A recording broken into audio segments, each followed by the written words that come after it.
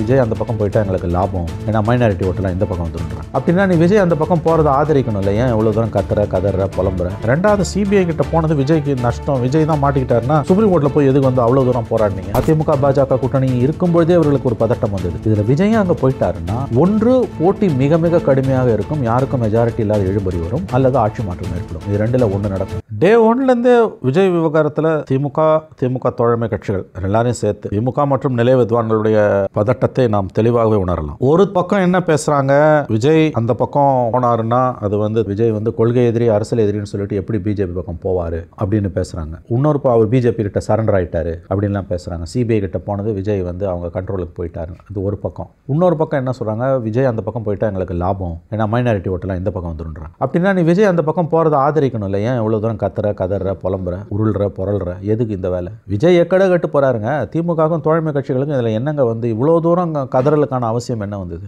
நீங்க ஒரு கூட்டணி வச்சிருக்கீங்க, அவங்க ஒரு கூட்டணி வைக்க போறாங்க, மக்கள் முடிவு பண்ணட்டும். கூட்டணி வைக்கிறதுக்கு முன்னாலேயே அல்லது கூட்டணி வைக்கிறாங்கன்னு போது இவ்வளவு தூரம் அதை எதிர்த்து பேச வேண்டிய அவசியம் உங்களுக்கு என்ன வந்து? ஒரே வாய் நாக்கு என்ன, நாக்கு நரம்பு இல்லாத நாக்கு, ஒரே நாக்கு என்ன பேசுது? விஜய் அவங்க கண்ட்ரோலுக்கு போயிட்டாரு, விஜய் பிஜேபியோட போயிட்டாரு, விஜய் சங்கி ஆயிட்டாரு, கொள்கை எதிரின்னு சொல்லிட்டு அவர் காம்ப்ரமைஸ் பண்ணிட்டாரு அப்படின்னு வந்து பேசுறது. இன்னொரு பக்கம் எங்களுக்கு இது லாபங்க, ஆக்சுவலா விஜயோட இந்த முடிவு எங்களுக்கு லாபம், சிபிஐக்கு போனது எங்களுக்கு லாபம், விஜய் அவங்க கண்ட்ரோலுக்கு போயிட்டாரு, சிபிஐ கிட்ட போனதால விஜய் அவங்க கண்ட்ரோலுக்கு போயிட்டாரு, விஜய்க்கு போக வேண்டிய மைனாரிட்டி ஓட்டெல்லாம் எங்களுக்கு வந்துடும், எங்களுக்கு லாபம்ன்றீங்க. விஜய் அங்கே போனதால உங்களுக்கு லாபம்னா எதுக்கு நீங்க எவ்வளவு தூரம் கத்துறீங்க? ரெண்டாவது சிபிஐ கிட்ட போனது விஜய்க்கு நஷ்டம், விஜய் தான் மாட்டிக்கிட்டாருன்னா சுப்ரீம் கோர்ட்டில் போய் எதுக்கு வந்து அவ்வளவு தூரம் போராடினீங்க? சில கோடிகளை கொடுத்து மூன்று மூத்த வழக்கறிஞர்கள், 2 அட்டர்னி ஜெனரல், முன்னாள் அட்டர்னி ஜெனரல், ஒரு முன்னாள் மத்திய சட்ட அமைச்சர், இவங்களெல்லாம் வச்சு எதுக்கு அன்னைக்கு அவ்வளவு தூரம் வந்து மன்றாடினீங்க? தீர்ப்பு கொடுக்குற அன்னைக்கு வந்து 2 பெட்டிஷனர் போலி அப்படின்னு எதுக்கு போய் அங்கே போய் நீங்க வந்து அவ்வளவு தூரம் வந்து உச்சநீதிமன்றத்தில் முறையிட்டீர்கள்? அப்ப இந்த முரண்பாடை பார்த்தீங்கன்னா ஒன்று தெரியும். அவங்க என்னதான் சொன்னாங்கன்னாலும் வெளியில அவர்கள் எத்தகைய தோற்றங்களை மேற்கொண்டார்கள் என்றாலும்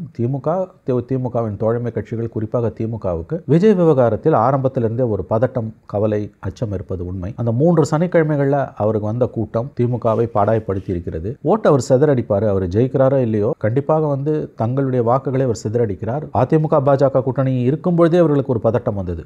என்னதான் மதவாத பாஜகனாலும் அசம்பிளியில் பிஜேபியோட நின்னாலும் பார்லிமெண்ட்ல ஜெயிக்கிற அளவுக்கு திமுகவால் ஜெயிக்க முடியாதுன்றதுக்கு உதாரணம் 19க்கும் 24க்கும் இடையில வந்து 21 அசம்பிளி எலெக்ஷன். இதுல விஜய் அங்க போயிட்டாருன்னா ஒன்று போட்டி மிக மிக கடுமையாக இருக்கும், யாருக்கும் மெஜாரிட்டி இல்லாத எழுபறி வரும், அல்லது ஆட்சி மாற்றம் ஏற்படும். இது ரெண்டுல ஒன்று நடக்கும். இது அவர்களுக்கு நன்றாக தெரிகிறது. அதனாலதான் அவங்க மாத்தி பேசுறாங்க. விஜய் விவகாரத்தில் நான் பார்ப்பது ஒரு பார்வையாளனாக பொதுவெளியில் இருக்கக்கூடிய விஷயங்களை மட்டுமே வைத்து நான் அவதானிப்பது, நான் உணர்வது, என்னுடைய சிற்ற அறிவு கேட்டிய வரையில் விஜய் விவகாரத்தை கையாளுவதில் திமுகவுக்கு இருக்கக்கூடிய பதட்டம் வெளிப்படையாகவே தெரிகிறது.